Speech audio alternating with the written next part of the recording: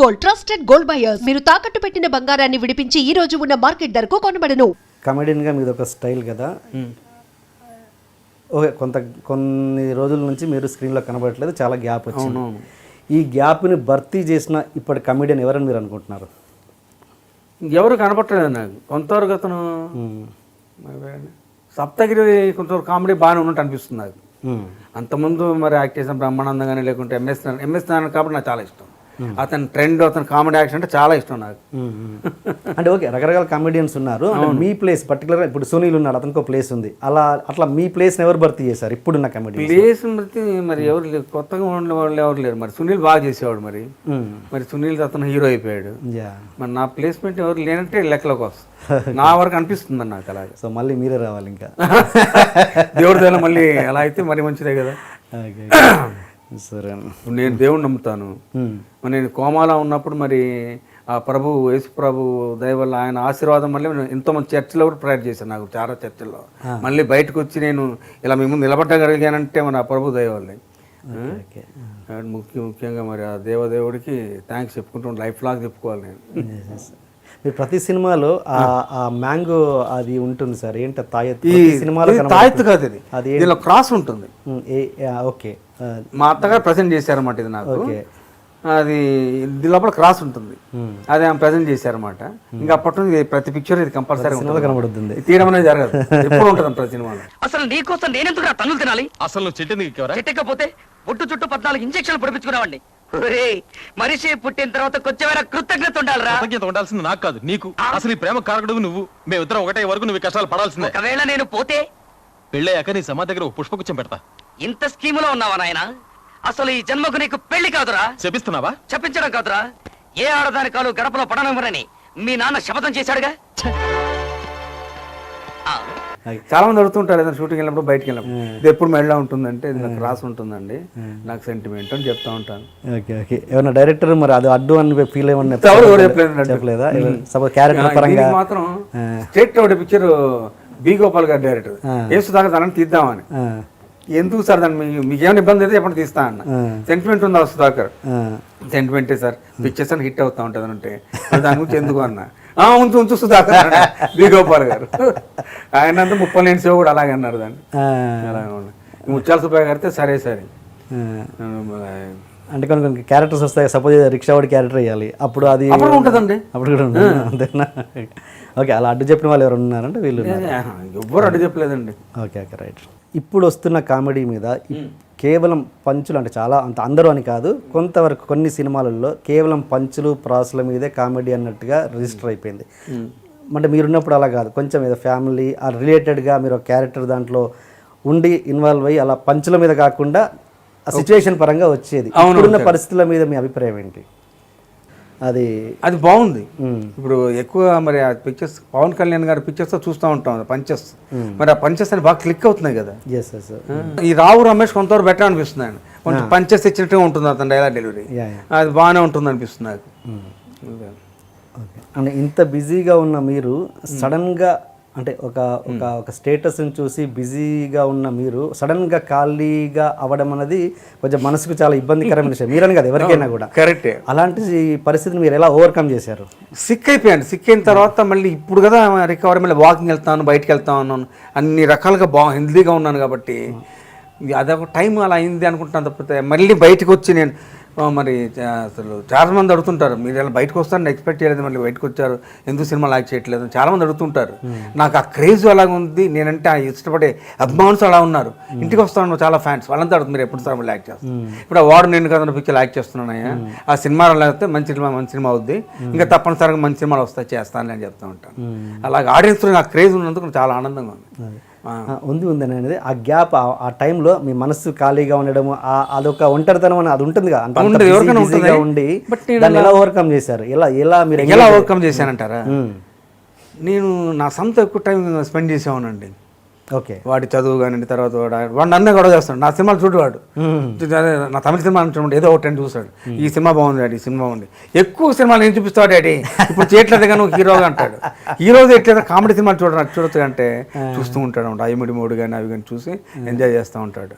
మళ్ళీ అలా చేయాలి డాడీ అంటుంటాడు అప్పుడు. ఎంతండి ఏజ్ ఇప్పుడు బాబు? వాడు ఇంజనీరింగ్ చదువుతున్నాడు ఇప్పుడు, ఇంజనీరింగ్ సెకండ్ ఇయర్ థర్డ్ ఇయర్కి వచ్చాడు. ఎక్కడండి ఎక్కడ? సిబిఐటి. Okay okay. మీరు యాక్టింగ్ చేస్తున్నప్పుడు మీరు చాలా సినిమాలకి షూటింగ్ వెళ్ళే ముందు మీ అబ్బాయితో కొద్దిసేపు గడిపాక కానీ షూటింగ్కి వెళ్ళేవారు కాదంట. అవును, అది ఎంత పెద్ద హీరో అయినా కూడా. అది అవును నిజమే. అది నేను ఎక్కడ షూటింగ్లో ఉన్నా కూడా మా అబ్బాయి ఏం చేస్తున్నాడు, బయటికి వెళ్ళాడు, ఎక్కడికి వెళ్ళాడు అడుగుతూనే ఉండేవాడిని. అంత అంతే. 10 years తర్వాత పుట్టాడు బెన్నీ మాకు. అదే తెలిసింది. 10 years తర్వాత పుట్టాడు అనమాట. ఆ ప్రభు దేవల పుట్టాడు వాడు. అందుకు వాడి పేరు కూడా బెనెడిక్ట్ మైకేల్ అని పెట్టాం. ఓకే. వాడి పేరు కూడా అలా ఉంటుంది. వాడు అడిగేవాడు, ఏం డాడీ అందరి పేర్లు ఒకలా ఉంటాయి, నాది మాత్రం బెనెడిక్ట్ మైకేల్ ఏదో ఒక టైప్లో ఉంది పేరు అంటే, ఆంగ్లోండియన్ పేరు రాదు, దానికి ఎందుకు ఆలోచిస్తుంటే తర్వాత వాడికి అలవాటు. సరే బెండి బేన్ అని పిలుస్తాం కదా డాడీ, అది చాలా నాకు అనేవాడు. వాడికి అంత పెద్ద పేరు బెనెడిక్ట్ మైకేల్ అనేది పెద్ద ముందు ఒకలాగా అనేవాడు. తర్వాత వాడికి మళ్ళీ వాళ్ళ ఫ్రెండ్స్ అంతా మైకేల్ పెట్టడంతో వాడు ఎంజాయ్ చేస్తూ ఓకే డాడీ నా పేరు బాగుంది అనేవాడు. Okay sir. కానీ కొంతమంది అంటారు సుధాకర్ గారు చాలా షార్ట్ టెంపర్ అని, షార్ట్ టెంపర్ వల్ల కూడా కొన్ని సినిమాలు పోయాయి అని అంటుంటారు. ఎంతవరకు నిజం సార్? అది షార్ట్ టెంపర్ కాదండి, ఏదైనా ఫ్రాంక్గా మాట్లాడుతూ ఉండాను నేను. ఆయన ఒకరోజు ఇన్ని గంటలే షూటింగ్ అంటే అన్ని గంటలే వర్క్ చేసాను. ఎక్స్టెన్షన్ చేయాలంటే ముందు చెప్పండి, నాకు చెప్పకుండా నన్ను ఇబ్బంది పెడతారని. సో కొంతకాలం నేను 6 వరకే చేస్తూ ఉండండి. 6 తర్వాత షూటింగ్ ఉందనుకోండి ముందే చెప్పేవాడిని, నాకు 6 తర్వాత షూటింగ్ ఉంటే ముందే చెప్పండి, నేను ప్రిపేర్ అవుతాను మెంటల్ కానివ్వండి. అలా ఉండే తప్పితే నా వల్ల ఏ ప్రొడ్యూసర్ ఏ డైరెక్టర్ ఇబ్బంది పడేవాడు కాదు, ఏది టెన్షన్ పెట్టేవాడు కాదు, అన్నీ ముందుగా చెప్తుండేవాడు. ఇప్పుడు మోహన్ బాబు గారు పిక్చర్ చేసినప్పుడు తర్వాత ఇంకోటి పిక్చర్ చేసినప్పుడు కూడా ప్లెజెంట్గా యాక్ట్ చేసుకుంటామని తప్పితే టెన్షన్ పెట్టుకునేవాడు కాదు ఏమాత్రం. వాళ్ళు టెన్షన్ ఉండాలి అడిగేవాడు కాదు. సుధాకర్ ఈరోజు నైట్ షూటింగ్ ఉంటుందా, ఓకే అని అన్నారు. మోహన్ బాబు గారు కూడా అడిగేవారు, ఉంటుంది సార్ అనేవాడిని. అట్లా చేసుకుంటూ వెళ్ళిపోయిన తప్పితే ఎవరో నా వల్ల ఇబ్బంది కలిగేది కాదు. ఇప్పుడు సూర్యాంశం తర్వాత శుభాకాంక్షలు ఇవన్నీ చేసినప్పుడు నైట్ షూటింగ్లు ఎక్కువ ఉండేవి, అంత ప్రెజెంట్గా చేసుకుంటూ వెళ్ళిపోయాడు. వాడు ఆ పిక్చర్స్ అనేవి కూడా మంచి పేరు. నాకు ముఖ్యంగా భీమినేని శ్రీనివాసరావు గారి పిక్చర్స్ ఎక్కువ పేరు వచ్చింది. నెంబర్ ఆఫ్ మూవీస్ చేశాను. భీమినేని శ్రీనివాసరావు గారి పిక్చర్ అంటే కంపల్సరీ ఉండేవాడిని.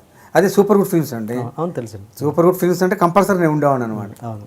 కానీ ఇప్పుడున్న పరిస్థితుల్లో అసలు కొంతమంది క్యారెక్టర్ ఆర్టిస్టులు కమెడియన్స్ గంటల చొప్పున చేస్తున్నారు కదా. మీరు అంత బిజీగా ఉన్నప్పుడు కూడా ఎప్పుడు నాకు తెలిసి గంటల లెక్కన చేయనట్టున్నారు. చేసేవాడు. మరి ఎందుకు మీరు క్యాష్ చేసుకోలేదు? అంటే క్యాష్ అంటే డబ్బు ఎక్కువ డబ్బే సంపాదించాలనే ఇంటెన్షన్ నాకు ఉండేది కాదు. చేస్తే మంచి పిక్చర్స్ అని కూడా మంచి పేరు రావాలి, సినిమా చూసి జనమంతా ఎంజాయ్ చేసేవాళ్ళన్న పాయింట్ ఆఫ్ ఉండేవాళ్ళు తప్పితే ఎక్కువ సినిమాలు చేస్తే ఎక్కువ డబ్బు సంపాదించేద్దామన్న థాట్ ఎక్కువ ఉండేది కాదు. అంత ఇంటెన్షన్ అమౌంట్ మీద ఉండేది కాదు. ఓకే. వచ్చిన క్యారెక్టర్కి న్యాయం చేకూర్చి 10 మందిలో ఒక క్యారెక్టర్ క్లిక్ అయ్యి జనం చూసి ఎంజాయ్ చేయాలనే థాట్ ఉండాలి తప్పితే మీరు ఇంటెన్షన్ ఉండేది కాదు. ఒక డెడికేషన్లో చేసేవాడు క్యారెక్టర్. Okay okay. ముత్యాల సుబ్బయ్య గారు ఉండేవారు, సుధాకర్ నీలో ఒక ఆంజనేయులాగా అయ్యాను, ఆ శక్తి ఉంది నేను ఇంకా చేయాలి అనేవాడు. నేను ఈ క్యారెక్టర్ ఇంతే సరిపోద్ది డైరెక్టర్ గారు అంటున్నాడు నేను. ఎలాగా మీకు మీరు చేసిన వాళ్ళు నచ్చిన డైరెక్టర్ ఎవరు సార్? అంటే నచ్చిన అంటే ఓకే మీకు కంఫర్ట్. రవిరాజా పినిశెట్టి, ముత్యాల సుబ్బయ్య గారు, ముప్పలనేని శివ, బి గోపాల్ గారు, భీమినేని శ్రీనివాసరావు, వీళ్ళందరూ మధ్య నచ్చిన డైరెక్టర్సే. ఒకరు కాదని చెప్పడానికి లేదండి, ప్రతి ఒక్కరు నన్ను ఎంజాయ్ చేసేవాళ్ళు. నేను డైలాగ్ అంటే ఎంజాయ్ చేసేవాళ్ళు, సెట్లు ఎంజాయ్ చేసేవాళ్ళు. ఇప్పుడు మీరు రీఎంట్రీ ఇవ్వాలనుకుంటే ఓకే చిన్న ఒక సినిమా చేశారు ఎలాగో, మళ్ళీ రీఎంట్రీ ఇవ్వాలనుకుంటే కదా మీ మనసులో ఉన్న ఫలానా హీరోతో చేస్తే బాగుంటుంది నా రీఎంట్రీ, లేదంటే ఫలానా డైరెక్టర్తో సినిమాలో వెళ్తే బాగుంటుందని ఎవరైనా ఉన్నారా మీ మనసులో? ఇప్పుడు నేను ఇంతకుముందు వెంకటేష్ గారితో యాక్ట్ చేశాను, తర్వాత నాగార్జున గారితో యాక్ట్ చేశాను, బాలకృష్ణతో యాక్ట్ చేశాను నెంబర్ ఆఫ్ మూవీస్, తర్వాత చిరంజీవి గారితో ఎక్కువ సినిమాలు యాక్ట్ చేశాను. అందరు హీరోస్తో యాక్ట్ చేశాను అంటే నేను. అదొకే. ఇప్పుడు రీఎంట్రీ కోసము ఫలానా హీరోతో వెళ్తే నాది ఎంట్రీ బాగుంటుంది, లేదా ఫలానా డైరెక్టర్ సినిమాలో వెళ్తే బాగుంటుంది అని ఏదైనా మీ మనసులో కోరిక ఉండి ఉంటుందిగా. మళ్ళీ వెంకటేష్ గారితో చేస్తే బాగుంటుంది అనిపిస్తుంది. ఎందుకంటే ఆయన ప్రతి షాట్ అయిన వెంటనే ఏం సుధాకర్ ఎలా ఉంది, నెక్స్ట్ ఏంటి సాయంకాలం ఏం చేస్తున్నావు సుధాకర్, వంట ఏమన్నా బయటకు వెళ్తున్నావా, హోటల్కి వెళ్తున్నావా అని అడుగుతుండేవాళ్ళు ఆయన. వెంకటేష్తో చాలా సరదాగా ఉండేది నాకు. చిరంజీవి గారితో నాకు తెలియని విషయం, నా ఫ్రెండ్ ఆయన. చిరంజీవి గారు మరి 150 సినిమాలు మీరు ఉంటే బాగుంటుందిగా. దాంతో సరైన క్యారెక్టర్ ఉందనుకోండి డెఫినెట్గా ఆయనే పిలుస్తారు, సమస్య లేదు. అవునా? నేను హాస్పిటల్లో ఉన్నప్పుడు మరి చిరంజీవి గారు ఫ్యామిలీతో వచ్చి చూసి వెళ్ళారంట. నేను కోమాలో నాకు తర్వాత చెప్పారు. Okay okay okay. తర్వాత అలా జరిగింది అది. తర్వాత కోటి గారు వచ్చారంట, జగపతి బాబు వచ్చారంట, తనికెళ్ళ భరణి గారు వచ్చారంట. వీళ్ళందరూ వచ్చారంట హాస్పిటల్లో ఉన్నప్పుడు. నువ్వు తొందరగా కోలుకుంటాడు సుధాకర్, ఏం ప్రాబ్లం లేదండి, మళ్ళీ కోలుకొని మళ్ళీ యాక్ట్ కూడా చేస్తారని అనేవాళ్ళు అంట వాళ్ళు. మరి వాళ్ళందరూ ఆశీర్వాదం వల్ల మళ్ళీ ఒక పిక్చర్ యాక్ట్ చేయగలిగాను నేను. ఆ సినిమా తర్వాత మళ్ళీ సినిమాలు వచ్చాయంటే తప్పనిసరిగా చేస్తాను. మరి మంచి క్యారెక్టర్ వచ్చిందనుకోండి, నువ్వే చేయాలని లాగా ఎవరైనా వచ్చారనుకుంటే తప్పనిసరిగా చేస్తాను సమస్య. తర్వాత కోలుకున్నాక కలిసారా చిరంజీవి గారు మిమ్మల్ని? కోలుకున్నాక ఒకసారి కలిసాను ఆఫీస్కి రమ్మన్నారు. ఆఫీస్కి వెళ్ళి కాస్త కూర్చొని మాట్లాడానుతో. మా బాబు సీట్ కోసం వెళ్ళాను అనమాట. ఓహో. సేమ్ ప్రాబ్లమ్ సుధాకర్ నేర్పిస్తాను సీట్ అన్నట్టు. మరి ఈ లోపల సిబిఐటీలోనే చేస్తానని మా అబ్బాయి సార్ సిబిఐటీలో వచ్చింది. Okay okay. And for more videos, Please subscribe to iDream. Please subscribe to iDream. Please subscribe iDream. And please subscribe to iDream.